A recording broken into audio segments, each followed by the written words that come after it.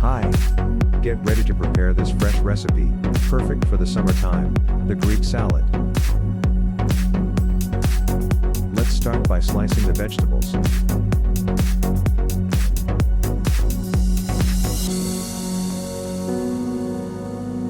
Put the tomatoes and the sliced cucumber in a bowl.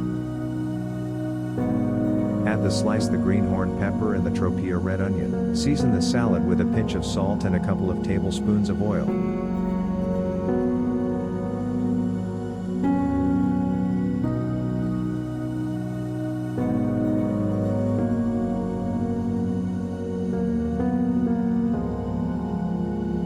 Combine the ingredients and complete each serving with feta cheese, black olives and oregano.